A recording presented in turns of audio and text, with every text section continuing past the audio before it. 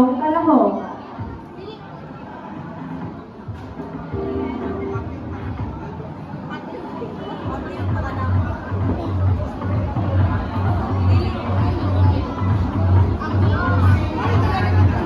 Kwentang pag-ibig.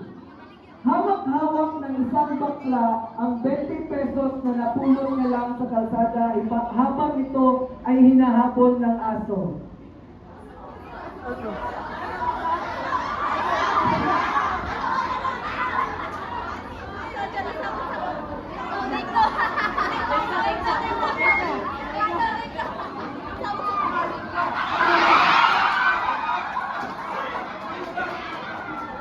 Nahingal itong luminga bago pinulot ang pera, ngunit sa kanyang pagtayo may sumalubong sa kanya.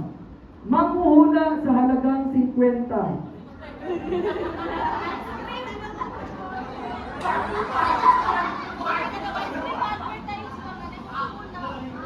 Ayon sa manghuhula, may darating daw na lalaki para sa kanya.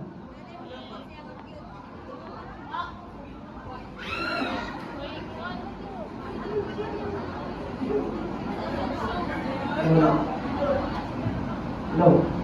Ang puwi mo na, sir? Kinilig ang bakla at naglaho na ang manghuhula.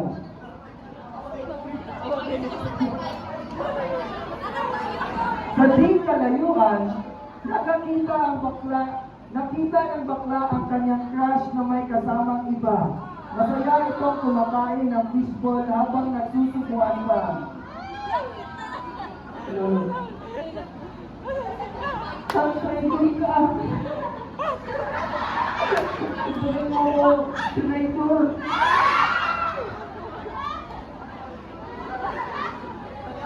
Namagdan ko na siya ay nagaya ng manghuhula. At ngayon, gutom na naman siya dahil natangailan ng manghuhula ang kanyang 50.